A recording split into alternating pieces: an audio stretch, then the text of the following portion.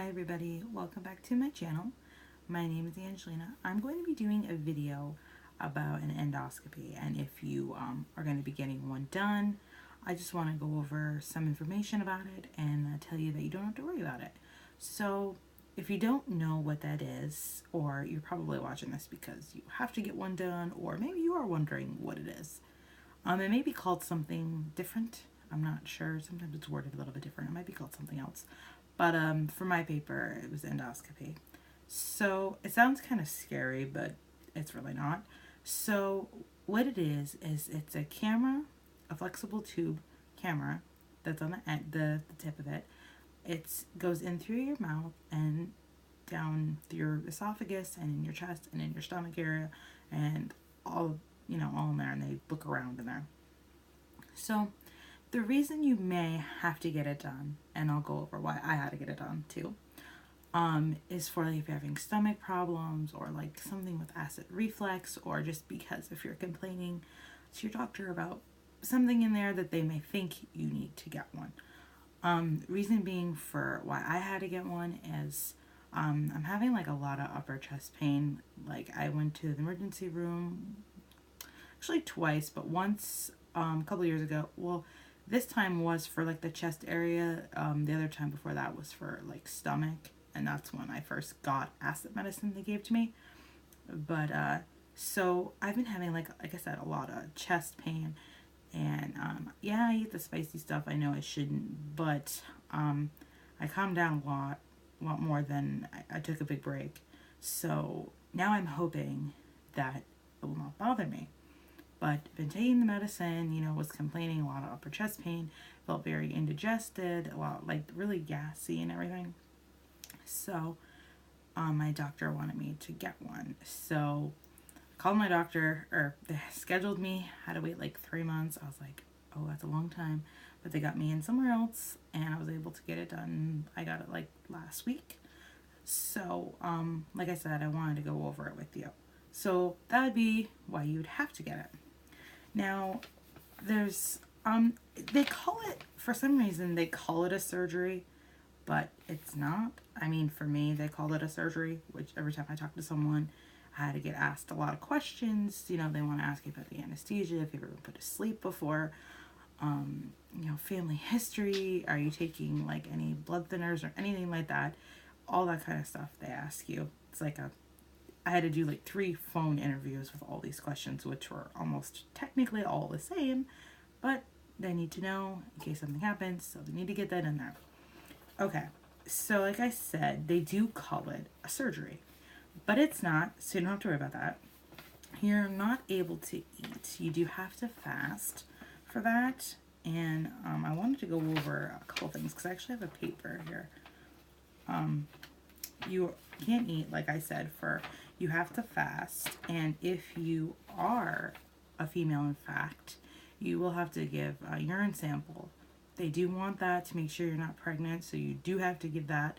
I didn't have a problem with that, no problem at all. I watched someone else's video and they actually did say that too, that you would have to, which I would have thought I did 3 phone interviews that they would have told me, but they waited till the day before and they're like, oh, you have to give a urine sample. I'm like, okay, no problem. So it was not an issue for me. I mean, it wasn't an issue, but just when I got 3 phone interviews, you think they would have told me one of the other times, but they didn't. They waited till like the last time. They ask you what medicines you're taking, your current like health problems, anything like that. They ask you all that kind of stuff. But now I want to actually get into like what they do and how they do it. I was asleep. Now I know you're not in like a deep sleep, or they might call it like a twilight sleep, I want to say, because when I asked the girl, she's like, it's like a twilight sleep. And some people were saying like, oh, you're not really asleep, but you're like awake and you could respond, which if they were trying to wake me up, I would have no idea recollection of that, because I was completely, as far as I know, I woke up coughing, but I'll get to that. Like I said, they say you're awake, you're like asleep, but you're not, you're kind of sedated, but a lot of other people think, oh, you're awake. Well, My place, they didn't give me an option to be awake or not. I mean, I don't know. Maybe if I would have asked to be awake, but I don't think I'd be able to do that because they really, if you look up like what they have to put down you, it's kind of scary. And when you actually see how far it actually has to go down in your stomach, being in your throat, and some people say they didn't have a problem. I mean, you may or may not. I don't know. But for me, I don't know if I would be able to do that. So, like I said, I was really scared that I wouldn't be able to do it. I was worried it'd be stuck, it would be like gagging. Like on my paper here, it says during the procedure, which I do not remember any of this if they did it, but I will read this off to you. It says your throat may be sprayed with numbing spray medicine to prepare for the insertion of an endoscope. I don't know if it was or not. I'm assuming it probably was, but not when I was awake. That's what it says. But like I said, like I said, you're not awake. Well, I wasn't awake anyhow. And like I said, they did all that, and they do your height, your weight, your urine sample if you're a female. Did that. Then if the person who's with you, you could get called, they could come, well, where I was. Sometimes it's before or after your procedure, like my fiance got this done too, and he was able to have someone after, not before, but same place, just a different section. I don't know, it's confusing. But anyways, you're able to do it that way. So he was able to come back with me before, so we waited there a good hour or so. So after that, the nurse comes in. She's like I said, she asks you what your medicines are. They make you change in this like gown thing. It was actually really warm because it is like a surgery. Like I said, they say call it a surgery, but you wear this, like, mine was like a blue, not blue, purple. Was like kind of those things you wear at the doctor's office, but this one had like air in it, and they had this thing was called a bear hugger. It was really cute actually, and you wear it and you put it on, and it puts air into your gown that you wear, and it creates heat so you stay warm. So that was really interesting. So that was nice. Got to wear that. I was in kind of like a room like it would be like for a hospital, but it wasn't scary. You know, they had the TV in there, and that was okay. No problem with that. They make sure you don't have no like rings or cell phones or any valuables. They make sure you don't leave any of that. I mean, you leave that at home, or the person who's with you, let them carry that stuff. For me, like I said, they put your clothes like in a bag under your, like, they're like, oh, we're putting it under your bed. I'm like, okay. So they put it under your bed, and it's there for you when you wake up. Okay, so they have to start an IV into you to give you like the fluid they want to give you, just the regular fluid, and then what they're gonna give you when you fall, to make you fall asleep, to help you relax you. Some people say it's to relax you, make you fall asleep. Same thing, they give you that, but they have to get IV in you. Okay, so problem I had was they cannot find no veins in me for the life of me. So that took over a half hour trying to get this situated because they couldn't get it. They go into my left arm, and the girl's like, make a fist, and she's squeezing my arm, or she's like tapping my wrist and trying to get my veins to go, because the first time she sticks it, she ain't getting nothing. So I was like, oh, great.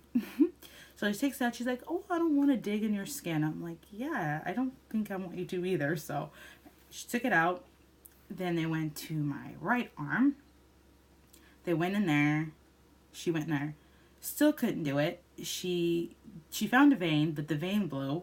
So that was really painful, and it was already bruising, and it was hurting bad. That was like probably the worst thing about the whole procedure, honestly, if I had to tell you. That having my vein blew because she couldn't, when she put it in, the vein went away, and that was it. So that sucked. So she was like, oh, I have to get an anesthesiologist to do it because I can't. And I'm just like, okay. So the guy comes down, and here we go again. He's like, oh, they can't get it in. I'm like, no. He's like, okay. Well, he's like, I brought an anesthetic, another kind of like, it was to numb the area, to give me the needles. I'm like, great. this is going to be great. Thinking, oh, it's going to be really painful. Which it kind of was a little bit, not going to lie. But they had to numb the area. They did it in the same spot they did the other one. The same spot.